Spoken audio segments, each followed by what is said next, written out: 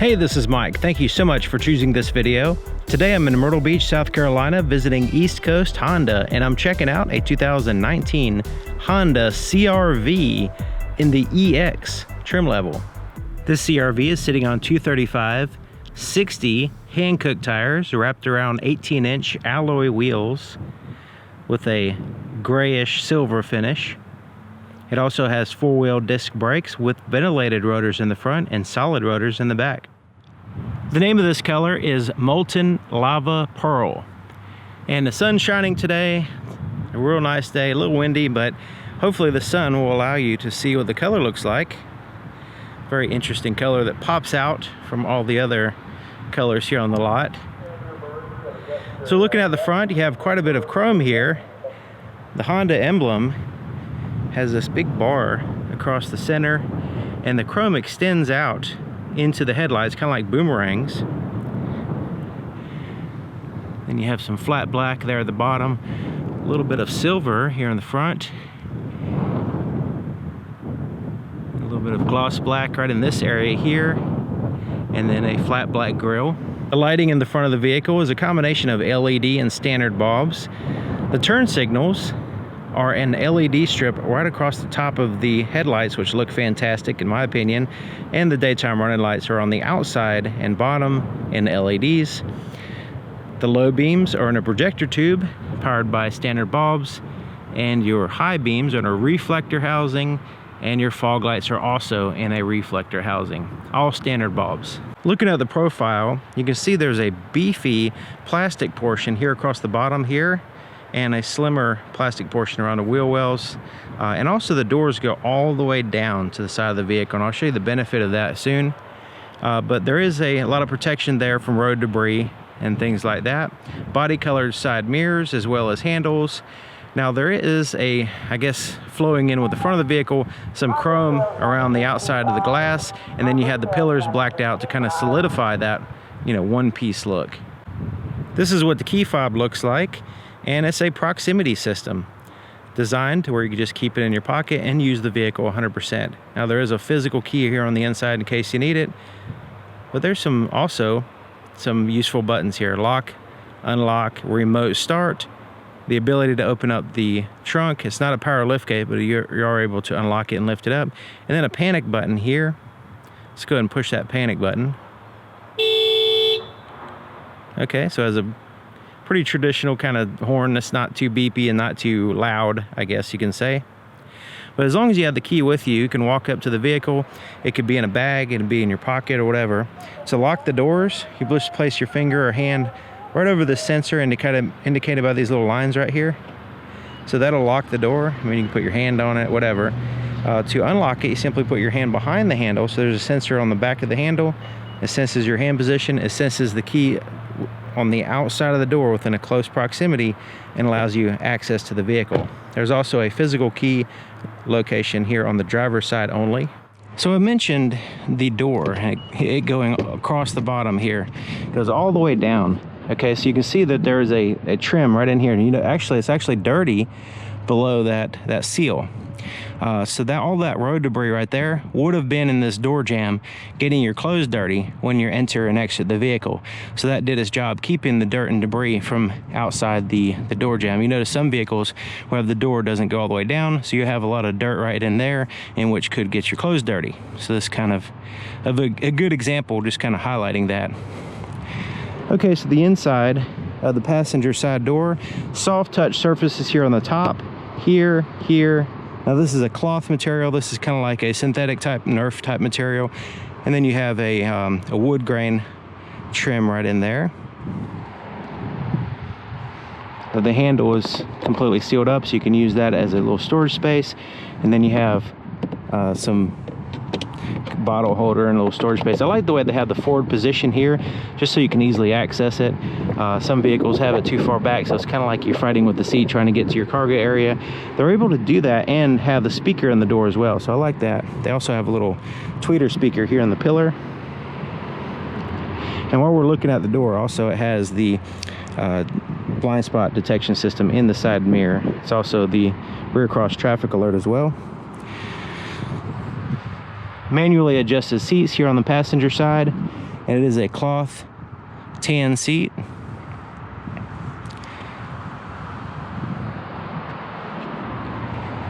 Now the dashboard is soft to the touch.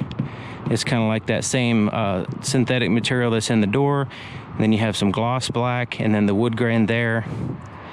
This part is a hard plastic as well as here. Now that's like a little knee protection, I guess, but I'm not sure why it's hard, because it seems like if your knee's pressed up against it, which there looks like there's plenty of room. We'll find out here in a second. Lockable glove compartment, smooth plastic on the inside. And check out the legroom. Plenty of legroom. We'll look at that in just a second, but in general, let's see how easy it is to get in and out. Now the seat is all the way back, so I'm not bumping my head. I'm 6 feet tall, just to give you an idea. And so sitting in here, plenty of leg room and knee room with the seat all the way back. So just kind of relaxing here. My knees do touch that, so if that was soft touch, that would probably be a little bit better. Let's go ahead and shut the door. Access and everything is good. Now the floorboard, this kind of lifts up, which actually is kind of perfect for my position of my feet here. But yeah, overall pretty good. And I'm going to leave the seat all the way back, so that way you can see what the minimal leg room in the back is. And then getting out, you see there's a pretty good amount of space here to get in and out of the vehicle. And it's a good height too, so you're not climbing down or up. It's just kind of like real easy to get in and out of. So the back door, so now we're looking at some privacy glass back here, which is not in the front from the factory. Inside of the back doors, hard touch instead of soft touch up here, but the rest of it has the cloth and hard touch surfaces there at the bottom, so very similar in style. So you have the cloth seats back here with the latch system for car seats, cup holders and armrest here in the center portion. You have two USB charge ports back here and a vent, and not the biggest hump in the world at all, but there is a little one there. It's very insignificant really. And then you have a pocket on the back of the passenger seat here on the front, but not on the driver's seat. So getting in, just kind of getting in here with the front seats all the way back. I'm 6 feet tall, and this is fantastic. I mean, I've got plenty of room here. So now if they were to recline this seat a whole bunch, then it will start getting close to my knees. But with the seat all the way back, this is pretty good, I think. Let's close the door.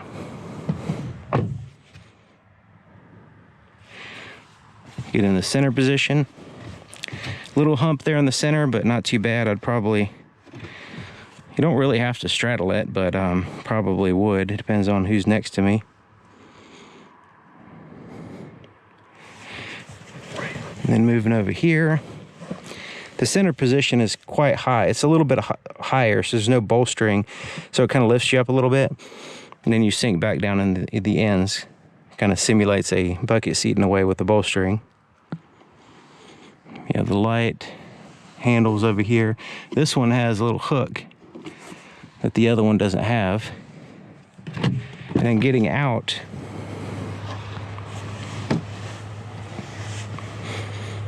you see this kind of gets in the way a little bit. But the door swings out really wide, almost a 90-degree angle. That helps out a lot. So you're standing up. So yeah, that's pretty good. So if you don't need so much passenger space, you can add to the cargo space by folding these seats down. And they actually, as it goes down, you'll see that the bottom portion goes down as well. So that way you have a closer to a flat floor for your cargo area. And there's another way to lower these seats as well, and I'll show you that in just a second. So looking here at the back, the shark fin antenna at the top is body colored. And then you have your third brake light right here at the top of the glass. And then you have it does have a wiper here in the back. You see some more chrome across the back around the emblem, extending out into the taillights. And the taillights are a combination of LED and standard bulbs. The backup camera is significantly offset right here, so that's a little bit an issue for me.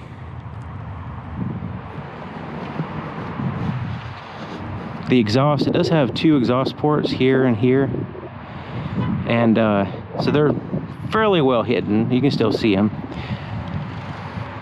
So lifting up the latch, just going to push the button and lift it up. You can see the buttons here in the center, and then the camera's there. You do have a separate button. That's to open it up. This is actually to lock the vehicle, just like you would on the handle.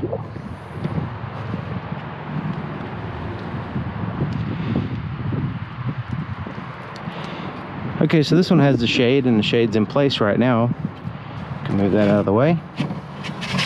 You can actually remove the shade completely out of the way if you need more height in your cargo area. But if you have the seats occupied with passengers, this is your cargo space, which is really nice.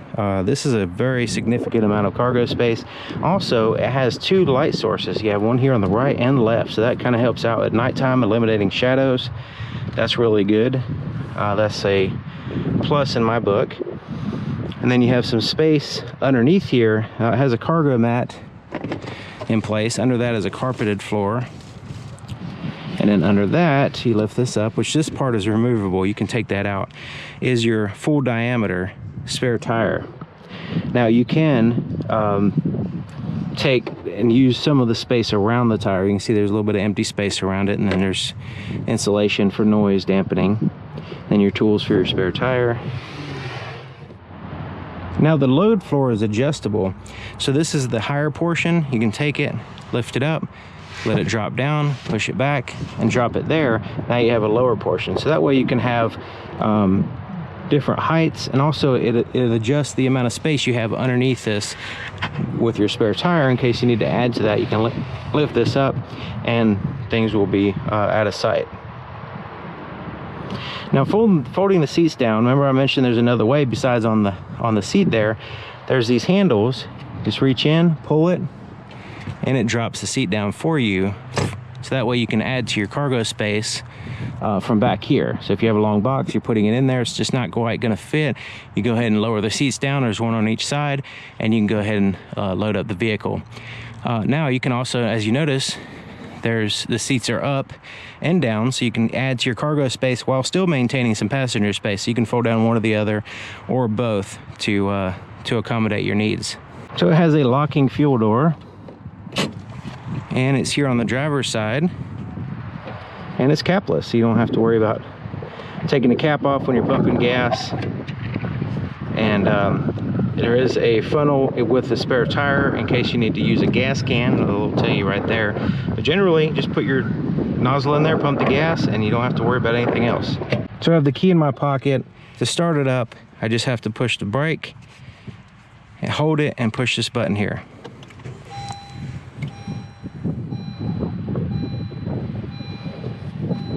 Now the key, as long as it's inside the vehicle, you can start the vehicle. It could be in a bag, in a pocket, sitting in a cup holder, or whatever.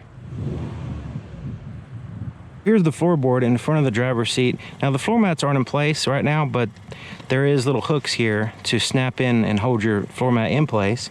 There's your accelerator and brake pedals there, and a footrest. Really nice footrest there. And we already saw the latch for the fuel door. So let's go ahead and take a look under the hood. To open the hood, there's a little latch here to the left of center. Just move it to the right, like so, and lift it up. So that's it right there. So reach in, move it to the right. Now, it does require a prop to hold the hood up. It's not very heavy, but you want to be prepared for that. You just lift this up, and there's only one location here for the prop to go. Okay, so you can see that the firewall is insulated, and the top of the strut towers are braced in with the structure of the vehicle. The battery is also insulated here on the right side.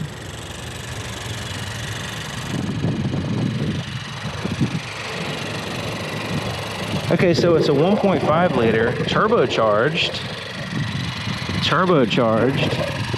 4-cylinder engine. and the turbocharger is here in the front.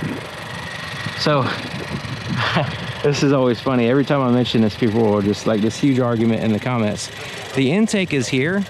The intake of air comes in, but where the air comes in, this is actually the intake. This is where the air eventually gets to in the engine on the head. And the exhaust is out of the front. So just because you see the air coming in, it actually has to get compressed first before it can go to the, it goes down and around this way to get to the engine. So I don't try to go ahead and explain that so people don't flip out on me and then eventually say, oh, you were right to begin with. And then it's paired to a CVT automatic transmission. The inside of the driver's side door is just like the other side, except for it has a few more buttons. The front two power windows are one touch up and one touch down. Door lock controls, side mirrors are adjusted here. You just pick a side and adjust it with that little pad. Now the driver's seat is power seat, so it's not a manual adjustment. It also has the ability to tilt and go up and down and all this stuff. Tilt here, and a four-way lumbar adjustment, so you can go up and down on your back there and in and out to get the pressure that you want. Here to the left of the steering column, there's some buttons here. First of all, there's a little storage space right here, and then you have your forward collision warning and your road departure warning system, in which you can turn on or off. And your traction control is default on. You can turn it off here in case you need to spin tires. It also has a tilt and a telescoping steering column that you lock in place here. So push the lock, pull to release. It's right there in the center. So sitting in the driver's seat, checking it out. Like I said before, I'm 6 feet tall. Just gotta give you an idea of the legroom here. I have the seat all the way back and all the way down. So it seems like there's a little bit more just open room here on the driver's side than the passenger, because my knee's not touching that. But yeah, it's quite well. I think I would probably pull the seat up just a little bit, just for driving. The footrest is a perfect angle for my foot. My preference is also there's a little bit of space above it, so you're not too confined. Also, it's wide enough so your foot's not, you know, rolling off of it like some vehicles. So it has a synthetic material here for the steering wheel, soft to the touch. It has a kind of a simulated leather texturing to it as well. Comfortable and durable, and the good thing about these is easy to clean and easy to maintain this type of steering wheel. So your cruise control is here on the right side, and it's adaptive cruise control. So once you turn it on, you have a lane keep assist and the distance between you and the vehicle in front of you. So this will actually keep you between the lanes. So it'll kind of help you stay between the lanes by actually turning the steering wheel. This will keep you at a set distance. And once you have it on by pushing main, you can set the distance in front of you by pushing this button. You can always set resume and cancel and all that stuff as well, just to use the standard cruise control features if you'd like. Here on the left side, you have your volume for your radio. Just push a button up and down to adjust the volume. And then your Bluetooth controls, answer, hang up, and then you have a voice recognition system so you can call out who you want to call. And these buttons correspond with the screen between the gauges. We'll get to that in just a minute. Actually, this button also, you can change through your radio stations or your audio source here. So going up and down changes your different, like say AM, FM, satellite radio. Going left and right will change through your presets on your radio. So these buttons right here do that. Now, once you start pushing this button to access this little screen here, then you can make selections on that as well. Well, we'll get to that in a second. Your front and rear defroster or wipers are here on the right side. Turn signals here on the left side, but it also has your headlight controls. You have off, parking, auto, and headlights. And then your fog lights are controlled here. Okay, so your gauges, you actually have physical gauges here on the sides. You can reset your trip here. And here in the center portion is just a screen. So you have your RPMs digitally represented there at the top, which you can make that go away if you'd like. Digital speedometer, and then you have some information here, outside temperature, clock, and your odometer, and what gear you're in. But this portion right in here, you can customize. So we push these pages button here, and you basically keep pushing it, and then you rest on the one that you want. So fuel economy, so that's the one we're originally in. Hit enter, and that's it. Push this button, go over here. This little coffee thing, this is a driver attention level. So it'll actually pop up if it seems like you're swerving or, you know, whatever. Or I don't know how it actually can tell if you're not really paying attention or something. And it'll kind of pop up and say, hey, maybe it's time for a break. I'm not sure how that works. I've never really had much experience with it, but that's what it has. And then you have your maintenance information here. Let's go back to the maintenance. I passed it. Enter. Okay, so there's your oil life. And that's basically all it shows. Whatever your radio's doing will show here. Cell phone. Basically, you have to have a cell phone paired, but once you have a cell phone paired, it'll show up like your caller ID or whatever right in this area. And then if you want to change to kilometers per hour, you can do that on that screen. On the settings on the main screen here, it says tachometer setting. You can turn that to off, and then it makes the tachometer disappear here on the screen. So if you need to do that, remember it's over here on this main screen. Let's go ahead and turn that back on. And you see it reappears. Okay, so here on the main screen, we have a home button, a physical volume knob, which is important to a lot of people. But here on the home screen, you can kind of go through here. It's kind of like a cell phone. It's customizable. You can have these little apps show up. You also have smartphone connection. This is for your Apple CarPlay and Android Auto. You will have to plug in and keep the device plugged in the entire time you're using it. Honda Link, that's also a smartphone enabled feature. And then you have your audio, phone information and settings. So let's go to audio so you can see what that looks like. So you have your presets here at the very bottom, and basically what channel and all that stuff is here. Now you notice in all these screens you have the digital clock.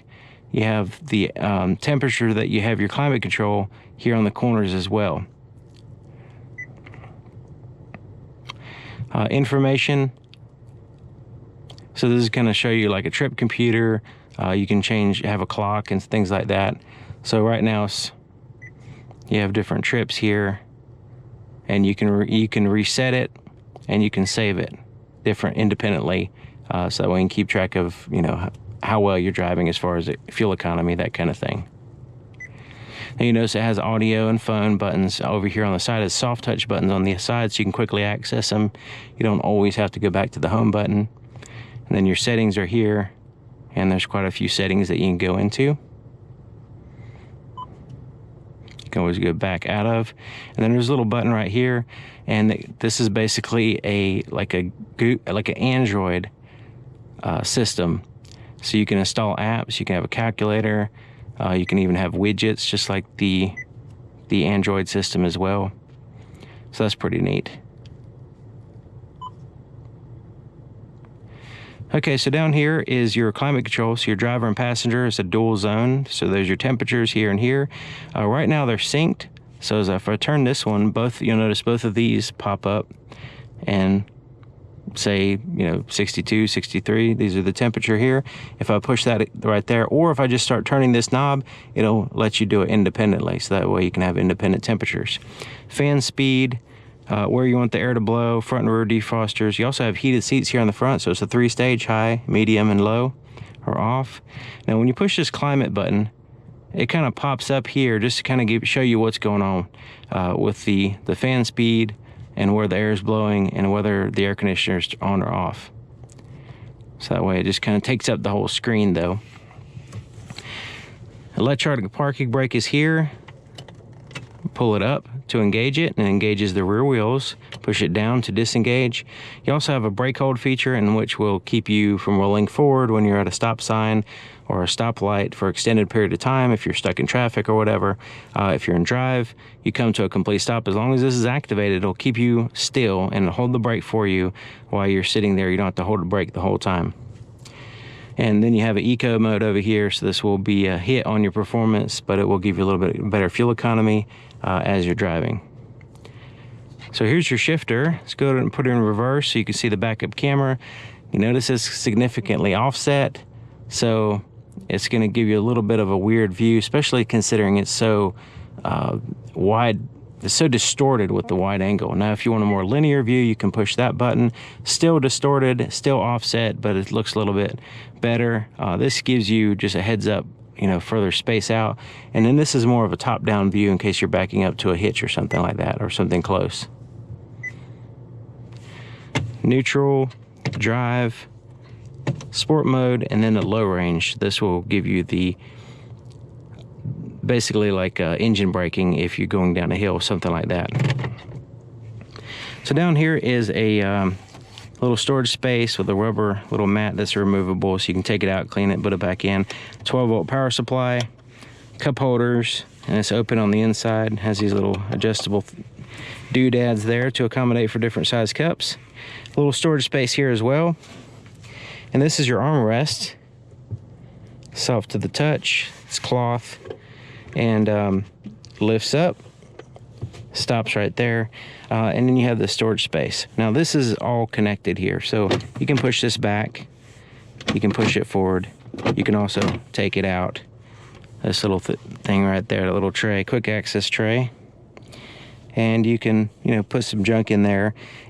This is where you'll find a USB port and a charge port USB for the Android Auto and Apple CarPlay features. So this is where it would have to be plugged in, and then you have a 12-volt power supply as well.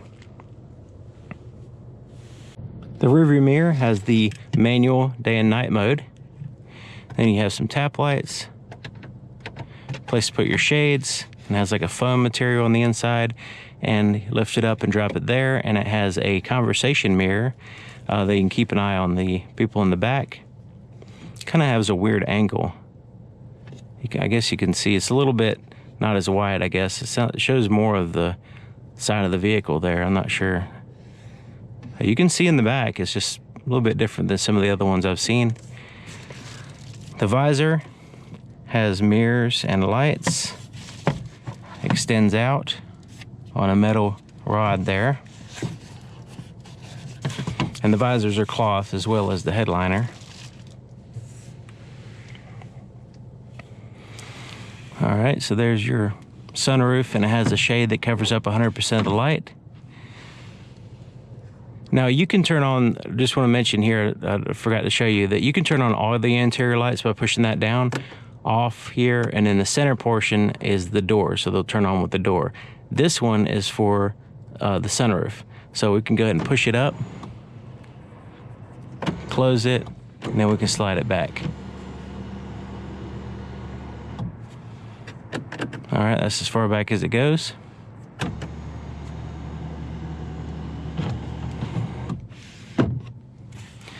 Okay, so the visibility in the back is good. There is some significant pillars back there. But overall, just looking over my shoulder, looking at the rearview mirrors,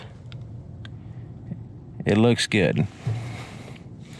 So it's something that is a little bit subjective or situational, because it depends on if you have passengers back here, cargo space. Now it does have the backup camera and the lane depart, the blind spot system and the rear cross traffic alert. So it has some technology to help out with those pillars, because they are significant pillars back there, as you can see. So once you get used to your blind spots, any vehicle, all vehicles have blind spots. So, but anyways, just kind of give you an idea of the visibility and everything. Thank you for watching. And thank you to East Coast Honda here in Myrtle Beach, South Carolina. And I'll see you guys next time.